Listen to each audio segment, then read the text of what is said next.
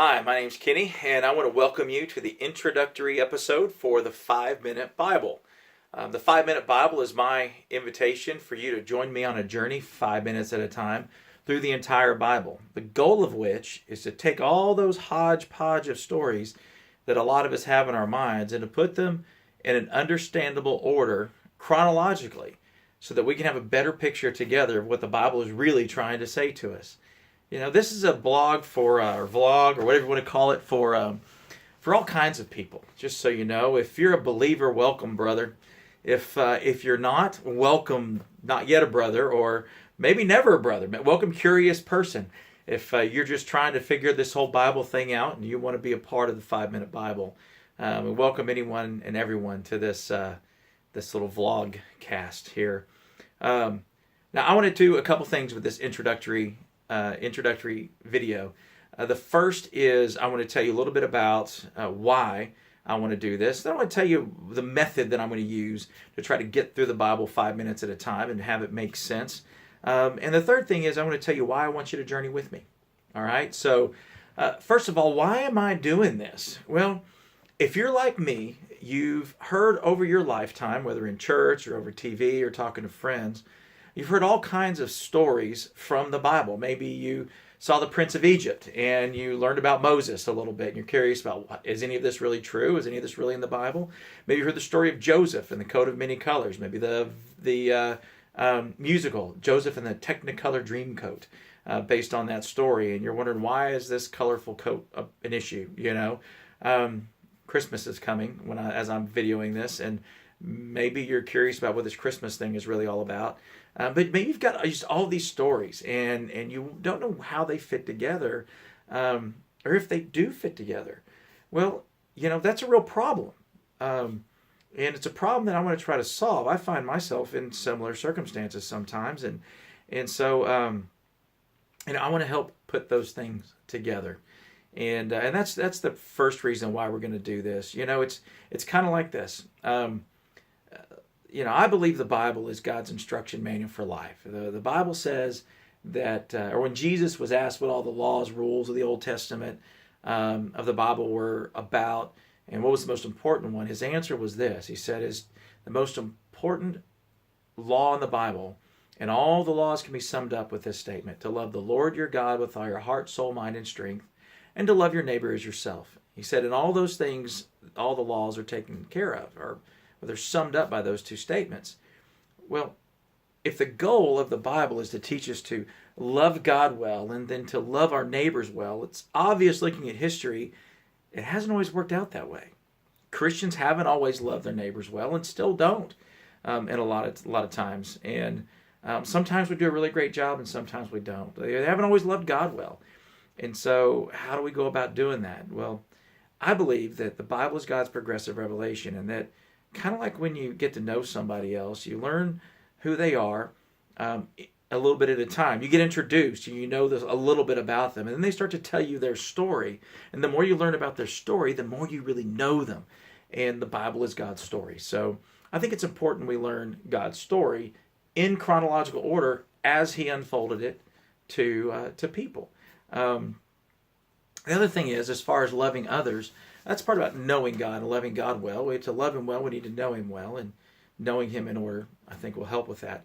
The second thing is loving others. So the Bible has lots of moral rules for loving others, and most of us are familiar with a lot of those rules, if not all of them for some of you. But living those rules out can be difficult, because it's kind of like, if this Bible is a hodgepodge of stories, then it's incomplete. And it's kind of like if you got a bicycle for Christmas to give your kids, right? And you went to go put that together, and boy, it was complicated, gears and things to put together. And you thought, wow, this isn't just putting a few tires on.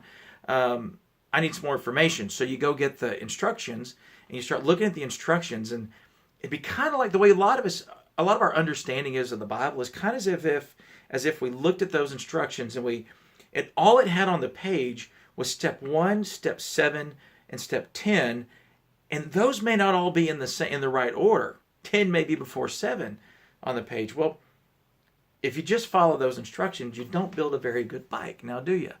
You got a very disappointed kid and an unsuccessful bike. Well, I'm afraid that that's the way a lot of us are as Christians. We don't have it in order. We don't understand why we believe what we believe, and therefore we're all over the map about what we believe, and all over the map about how it's best to love other people, and all over the map about how it's best to love God. So that's the first reason, is to put all these stories together in a way that they're memorable and they're in order and they make sense as far as how God unveiled himself to all of us. Okay? Now, the method I want to use to do this is an academic tool. You know, we understand the way the brain works and the way memory works is basically like and this is a very basic understanding, but essentially your brain latches on to a thought or a word, and then it takes things related to that thought, word, emotion, smell, even memory, and it starts attaching other memories to it. And so there's a trigger word that unfolds everything else. And I can demonstrate this to you right now. Okay, first thing I want you to do is I want you to clear your mind. Clear your mind real quick.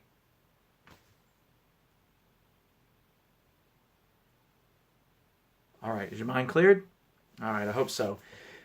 Now what I want you to do, I'm going to say a word. Just keep your mind clear. I'm going to say one word, and I want you to let your mind take that word and overflow. Just let your mind go wherever it wants. Relax and see what happens. Are you ready? All right, that word is Christmas. Christmas. All right, now, maybe this didn't happen for all of you, but for most of you, you're probably like me. When you hear the word Christmas and you start thinking about it, then a picture forms. Then from that picture in your mind, very quickly can expand lots of other pictures. And in those pictures, suddenly there's sounds and conversations you remember, and smells and feelings and all kinds of things that come up from one word. I didn't say anything about your family. I don't know your family. I said Christmas, and you thought about your family. Well, that's because all those memories around the holiday are connected to that one word. I could do it with the word presents or a lot of other words that we have experiences with. A field, I mean, there's all kinds of sports, all kinds of ways that can be done. We're going to do the same thing with the Bible. We're going to take the Bible in chronological order. In other words, the order in which the events happened. We're going to look at it like that. And we're going to use words to give that significant period of events an anchor. And then we'll attach the events that happened in that period onto that word. It may sound a little complicated right now, but I promise you it's going to be effective. And I promise you, but when we're done with our 5-minute Bible, you will have the Bible in your head in order. And I promise you it will turn from maybe a hodgepodge of information with maybe some moral teachings wrapped in it and some stuff about God to an exciting story. I promise you. So stick with it and we'll get there together. Now, the last thing I wanted to tell you is why I wanted you to join me on this journey. The first reason is for myself. One is it's accountability. It's good for me to get feedback. Along the way, there'll be opportunities for you to do that. Opportunities for discussion, opportunities for us to interact together over this information. And along the way, I figure I'm going to learn some things from you. I think the Bible says that we should not, the Bible says that Christians should operate in relationship with other Christians and in community. We use the word fellowship in the Bible among Christians. And I want to fellowship with you guys. Plain and simple. I think that's good. I think you'll help me out with your feedback and information. Now, the other reason is because I really hope that this helps you out. I hope that by sharing this journey with you that you'll find a deeper understanding of the Bible and fall in love with it even more. We're going to be looking at a lot of different things, and boy, my hope is that you get inspired and encouraged, and that your life is made a little bit better. I can't promise you anything, but I sure can try and can invite you on the journey. So that's episode 1, our introductory episode to the 5-Minute Bible. I invite you on the journey with me. My name's Kenny, and I look forward to seeing you next time.